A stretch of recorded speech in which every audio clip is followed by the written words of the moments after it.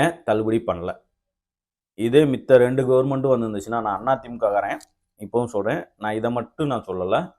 திமுக இருந்தாலுமே சரி, ஒரு ஒரு கவர்மெண்ட்னு ஒரு ஆட்சிக்கு வந்தோட்டி மக்களுக்கான தேர்தல் வாக்குறுதியில கொடுத்த ஒரு சில விஷயங்களை பட்டுன்னு நிறைவேற்றிட்டு அதுக்கப்புறம் மீதி எல்லாம் பொறுமையா பண்ணுவாங்க.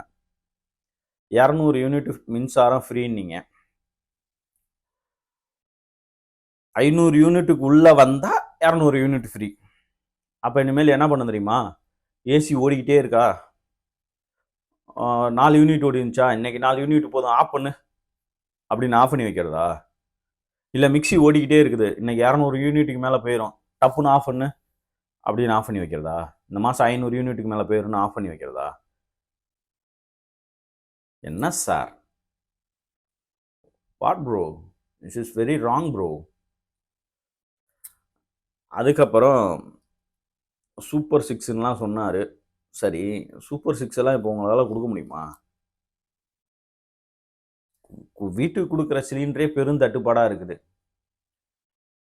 சூப்பர் சிக்ஸாவது ஒன்று வந்தோட்டி ஒரு 6 சிலிண்டர் ஃப்ரீ. மக்கள் இப்போ கஷ்டத்தில் இருக்காங்க, சரிப்பா 6 சிலிண்டர் ஃப்ரீப்பா வந்தோட்டி மொதல் கையெழுத்து அப்படின்னு போட்டிருக்கணும்.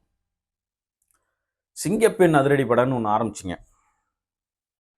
அவங்களுக்கு எப்படின்னா எஃப்ஐஆர் போட முடியாது, அரெஸ்ட் பண்ணுற ரூல்ஸ் இல்லை. சரிங்க சார், என் கூட இணக்கமாக இருந்தால்தான் கட்சியில் பதவி அப்படின்னு சொல்லி மாவட்ட செயலாளர் ஒருத்தர் மகளிர் அணியை பார்த்து நிறைய பேருக்கு மெசேஜ் அனுப்பிச்சிருக்கிறார். மகளிர் அணியில் அதுக்கு உங்களோட நடவடிக்கை என்ன? உங்களோட நடவடிக்கை என்ன? வந்தாச்சு, கடை வாங்கவும் ஆரம்பிச்சாச்சு. அரசிடம் இருக்கும் டாஸ்மார்க்கை எதற்காக தனியாரிடம் செல்கிறது? அரசுகிட்ட டாஸ்மார்க் இருக்கு, இந்த டாஸ்மார்க்கை எதுக்கு நீங்க தனியார் மயமாக்குறீங்க?